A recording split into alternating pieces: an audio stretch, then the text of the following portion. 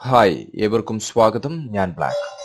2015 മുതൽ ഭവനരഹിതർക്ക് ഭവനം നൽകി വരുന്ന ഒരു പദ്ധതിയാണ് പ്രധാനമന്ത്രി ആവാസ് യോജന ഗ്രാമീൺ.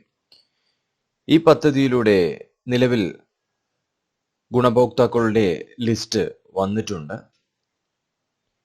2015 മുതൽ ഇന്നേ വരെ എല്ലാ വർഷവും ഗുണഭോക്താക്കളെ തിരഞ്ഞെടുത്തുകൊണ്ട് ഭവന നിർമ്മാണത്തിന് SC/ST കാറ്റഗറിയിൽ വരുന്നവർക്ക് 6 ലക്ഷം രൂപയും OBC, ജനറൽ എന്നീ കാറ്റഗറിയിൽ വരുന്നവർക്ക് 4 ലക്ഷം രൂപയും ധനസഹായം നൽകി വരുന്നതാണ്. ഈ പദ്ധതി നിലവിൽ 2024-25 ലിസ്റ്റ് പുറത്തിറക്കിയിട്ടുണ്ട്. ഈ ലിസ്റ്റ് പ്രകാരം പേര് വന്നിട്ടുള്ളവർക്ക് എഗ്രിമെന്റ് ക്ഷണിച്ചിരിക്കുകയാണ്. ഇതിലൂടെ എഗ്രിമെന്റ് പൂർത്തിയാക്കുന്നവർക്കാണ് അടുത്ത ഘട്ടമായി ധനസഹായം ലഭിക്കുക. നിലവിൽ ഈ എഗ്രിമെന്റ് ചെയ്യുന്നതിന് നിങ്ങളുടെ പേര് ലിസ്റ്റിൽ ഉണ്ടോ എന്നറിയുന്നതിനായി നിങ്ങളുടെ പഞ്ചായത്തിലെ മെമ്പറെയോ അല്ലെങ്കിൽ ബ്ലോക്കുമായോ ബന്ധപ്പെടുക.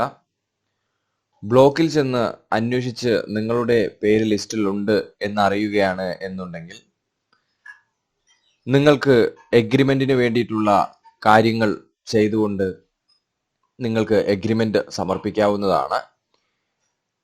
എഗ്രിമെന്റ് സമർപ്പിച്ചു കഴിഞ്ഞാൽ മാത്രമേ നിങ്ങൾക്ക് ഭവന നിർമ്മാണത്തിന് ധനസഹായം ലഭിക്കുകയുള്ളൂ. എഗ്രിമെന്റ് ചെയ്യുന്ന സമയത്ത് എഗ്രിമെന്റിലെ മാനദണ്ഡങ്ങൾ പൂർണ്ണമായും വായിച്ചു മനസ്സിലാക്കാൻ ശ്രമിക്കുക. കാരണം എഗ്രിമെന്റ് ചെയ്ത് പ്രധാനമന്ത്രി ആവാസ് യോജനയിലൂടെ നിങ്ങൾ ഒരു ഭവനം നിർമ്മിക്കുകയാണ് എന്നുണ്ടെങ്കിൽ നിങ്ങൾ നിർമ്മിക്കുന്ന ഭവനം 12 വർഷത്തേക്ക് യാതൊരു കാരണത്താലും മറിച്ചു വിൽക്കാനോ മാറ്റി എഴുതാനോ സാധിക്കുന്നതല്ല. അതുപോലെ തന്നെ ഇതിനു മുൻപ് ഭവന നിർമ്മാണത്തിനായി ധനസഹായം ലഭിച്ചിട്ടുള്ളവരാണ് എന്നുണ്ടെങ്കിൽ നിങ്ങൾക്ക് വീണ്ടും പ്രധാനമന്ത്രി ആവാസ് യോജനയിലൂടെ ഭവനം ലഭിക്കുന്നതല്ല. അതുപോലെ തന്നെ ലഭിക്കുന്ന ധനസഹായം ദുരുപയോഗം ചെയ്യുകയാണ് എന്നുണ്ടെങ്കിൽ നിങ്ങൾ ഈ തുക തീർച്ചയായും ഗവൺമെന്റിലേക്ക് തിരിച്ചടയ്ക്കേണ്ടി വരുന്നതാണ്.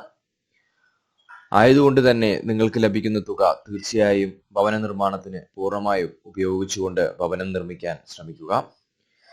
പേര് വന്നിട്ടുണ്ടോ എന്നറിയാൻ നിങ്ങൾക്ക് പഞ്ചായത്തിലോ ബ്ലോക്കിലോ പോകുന്നതിന് പകരം നിങ്ങളുടെ ആധാർ കാർഡ് വെച്ച് അക്ഷയ സെന്ററുകളിൽ പോയും നിങ്ങളുടെ ലിസ്റ്റിൽ പേരുണ്ടോ എന്ന് ചെക്ക് ചെയ്യാൻ സാധിക്കുന്നതാണ്. പ്രധാനമന്ത്രി ആവാസ് യോജനയിൽ ഭവന നിർമ്മാണത്തിനായി ധനസഹായം ലഭിക്കണം എന്നുണ്ടെങ്കിൽ നിങ്ങൾ തീർച്ചയായും മുൻപ് തന്നെ പ്രധാനമന്ത്രി ആവാസ് യോജനയിൽ രജിസ്റ്റർ ചെയ്തുകൊണ്ട് പ്രധാനമന്ത്രി ആവാസ് യോജനയിൽ രജിസ്റ്റർ ചെയ്തിരിക്കണം. രജിസ്റ്റർ ചെയ്തവർക്ക് മാത്രമാണ് നമ്പർ അടിസ്ഥാനത്തിൽ ഓരോ ഘട്ടങ്ങൾ തീർന്ന് ഓരോ ഘട്ടങ്ങളായി ഭവനം നൽകി വരുന്നത്. ഇത് ഈ വർഷം ഞാൻ താമസിക്കുന്ന പഞ്ചായത്തിൽ പ്രധാനമന്ത്രി ആവാസ് യോജനയിലൂടെ ഭവനം നൽകാൻ പോകുന്നവരുടെ ലിസ്റ്റാണ്. ഇതിൽ നിങ്ങൾ ഇതുപോലുള്ള ഒരു ലിസ്റ്റ് ചോദിച്ചു വാങ്ങിക്കൊണ്ട് നിങ്ങൾക്ക് നിങ്ങളുടെ പേരുണ്ടോ എന്ന് ചെക്ക് ചെയ്യാവുന്നതാണ്. ആദ്യത്തേതിൽ നിങ്ങളുടെ പേരുണ്ടോ എന്ന് നോക്കുക. അത് കഴിഞ്ഞ് നിങ്ങൾ തന്നെയാണോ എന്ന് കൺഫേം ചെയ്യാൻ വേണ്ടിയിട്ട് നിങ്ങളുടെ അച്ഛൻ്റെ പേര് കൂടെ ഉണ്ടോ എന്ന് ചെക്ക് ചെയ്യാം. അത് കഴിഞ്ഞിട്ട് നിങ്ങളുടെ വില്ലേജ് ചെക്ക് ചെയ്യാം. അത് കഴിഞ്ഞ് നിങ്ങളുടെ കാറ്റഗറി ചെക്ക് ചെയ്യാം.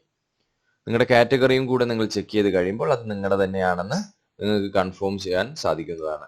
ഈ ലിസ്റ്റ് പ്രകാരം ഈ വർഷം നമ്മുടെ നാട്ടിൽ മാത്രം, ഈ പഞ്ചായത്തിൽ മാത്രം ഒരുപാട് പേർക്ക് ഭവനം ലഭിച്ചിട്ടുണ്ട്. ഇതിൽ SC, ST, OBC, അതേഴ്സ് എന്ന് പറഞ്ഞിട്ട് എല്ലാം സെപ്പറേറ്റ് ചെയ്ത് കാണിക്കുന്നതാണ്.